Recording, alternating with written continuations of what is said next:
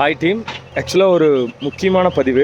இப்போ நீங்கள் பின்னாடி பார்க்கலாம், இந்த மரம் வந்து ஒரு ரொம்ப பெரிய மரம். இந்த மரத்துக்கெல்லாம் குறைஞ்சபட்சம் ஒரு 8-10 இயர்ஸ் ஆயிருக்கணும். இந்த மரத்தை வந்து பார்த்தீங்க அப்படின்னா யாருன்னே தெரில. இந்த மரத்தை வந்து வேரோட வந்து பிடுங்கி அப்படியே வந்து அந்த மரத்தை வந்து போட்டாங்க. ஸோ இது வந்து பார்த்திங்கன்னா ஒரு தூங்கு வகை மரம். இப்போ நம்ம யார் என்ன ஏதுங்கிறத நம்மளால் ஃபைண்ட் அவுட் பண்ண முடியல. அப்போ அதுக்கு பதிலாக அதே மாதிரி இன்னொரு தூங்கு வகை மரமும் வச்சு அதை உங்களுக்கு காட்டுறேன் நான். அந்த மரமும் எனக்கு கிட்டத்தட்ட ஒரு 15 ஃபீட் பக்கம் வந்தாச்சு. அந்த எடுத்த தூங்கு வகை மரத்துக்கு பதிலாக இன்னொரு தூங்கு வகை மரம் வச்சு இப்போ நீங்கள் பார்க்கலாம் பின்னாடி. ஸோ அந்த மரம் வந்து பார்த்திங்கன்னா கிட்டத்தட்ட ரொம்ப மேலே வந்து போயிடுச்சு. அதில் ஒரு சந்தோஷம் இருக்குது. பட் சேம் டைம் என்னென்னா, நம்ம மற்றவங்களுக்கு நல்லதே பண்ணிடலாம் பரவாயில்ல, நான் கெட்டதாவது பண்ணாமல் இருக்கணும். ஒரு மெச்சூர் ட்ரீஸும் வளர்த்தி கொண்டு வரது இங்கே எவ்வளோ சேலஞ்சாக இருக்குங்கிறது நம்மளுக்கு தெரியும். பல பேர் வந்து மரத்தோட இலை விழுதுன்னு சொல்லிட்டு மரத்தை வெட்டி எரிஞ்சவங்க எத்தனையோ பேர். நமக்கு வந்து அதுக்கான விழிப்புணர்வு வந்து கிடையாது.